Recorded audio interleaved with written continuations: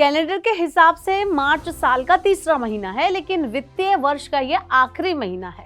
वित्त वर्ष 2023-24 भी खत्म हो जाएगा और वित्त वर्ष 2024-25 की शुरुआत होगी। मार्च में फाइनेंशियल ईयर की क्लोजिंग होती है, जिससे कि पैसे और रुपयों से जुड़े कई कामों का लेखा जोखा आपको पूरा करना होता है। तो अगर आपके टैक्स के काम अटके हैं तो ये आखिरी मौका है। वहीं पीपीएफ जैसी सालाना मिनिमम इन्वेस्टमेंट वाली स्कीम्स में पैसा अगर आप लगाते हैं तो इसके लिए भी आखिरी 2 हफ्ते बचे हैं।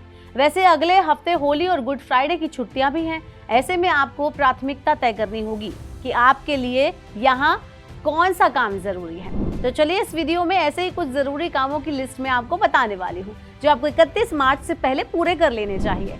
पहला काम है टैक्स से जुड़ा।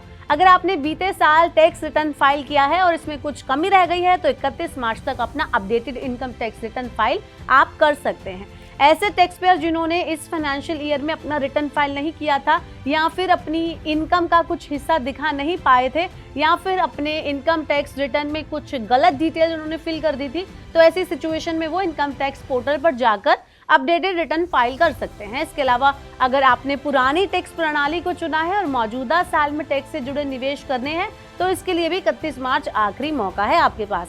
वहीं सेक्शन 80C के तहत आपके पास ऐसे बहुत से निवेश के ऑप्शंस हैं जो टैक्स बचाने का मौका आपको देने वाले हैं।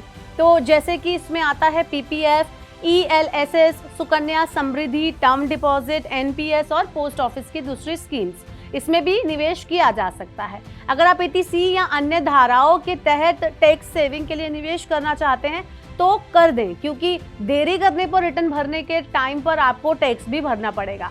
वहीं अगर आप कारोबारी हैं तो 31 मार्च आपके लिए बहुत जरूरी है। वित्त वर्ष 2024-25 के लिए मौजूदा GST tax payer GST composition scheme के लिए 31 मार्च तक अप्लाई कर सकते हैं। एक निश्चित टर्नओवर वाले पात्र बिजनेस टैक्स पेयर्स इस स्कीम के लिए अप्लाई कर सकते हैं, जो एक ज्यादा सिंप्लीफाइड टैक्स स्ट्रक्चर स्कीम है। इसके लिए उन्हें CMP-02 फॉर्म भरना होगा।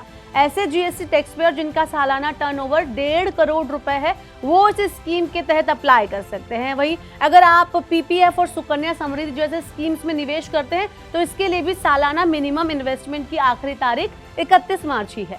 इन स्कीम्स के तहत आपको अकाउंट में हर वित्त वर्ष में एक मिनिमम राशि डालनी होती है। पीपीएफ में आपको एक साल में मिनिमम 500 रुपए और SSY यानी सुकन्या समृद्धि योजना में 250 रुपए तक का निवेश करना होता है। अगर आप ऐसा नहीं करते तो आपके अकाउंट को डिफॉल्ट घोषित किया जा सकता है और आपको इस पर जुर्माना देना पड़ सकता है। इसके अलावा फास्टैग यूजर्स के लिए भी 31 मार्च की जो डेट है वो बहुत जरूरी है, क्योंकि national highway authority of India ने यूजर्स के लिए फास्टैग की KYC डिटेल्स अपडेट करने के लिए डेडलाइन बढ़ा दी है। पहले इसके लिए आखिरी तारीख 29 फरवरी थी, जिसे अब 31 मार्च कर दिया गया बढ़ाने के बाद। आप अपने फास्टैग कंपनी के हिसाब से नेशनल इलेक्ट्रॉनिक टोल कलेक्शन की वेबसाइट या फिर Indian highways management company limited के पोर्टल पर जाकर वहां विजिट कर अपने फास्टैग की KYC डिटेल्स को अपडेट कर सकते हैं। ऐसा ना करने की सिचुएशन में 1 अप्रैल से आपका फास्टैग अकाउंट और डिवाइस दोनों अवैध हो जाएंगे। अगर आप भी देश के सबसे बड़े सरकारी बैंक भारतीय स्टेट बैंक यानी SBI के कस्टमर हैं तो मार्च का महीना आपके लिए बहुत ही फायदेमंद भरा हो सकता है, क्योंकि 31 मार्च 2024 को SBI की एक सबसे लोकप्रिय फिक्स डिपॉजिट स्कीम अमृत कलश खत्म होने जा रही है। बैंक इस स्कीम पर अपनी दूसरी बचत योजनाओं के मुकाबले सबसे ज्यादा ब्याज पेश करता है। सीनियर सिटीजन्स को इसमें एक्स्ट्रा ब्याज का फायदा मिलेगा। SBI की अमृत कलश FD स्कीम में 400 दिनों की अवधि के लिए निवेश किया जा सकता है।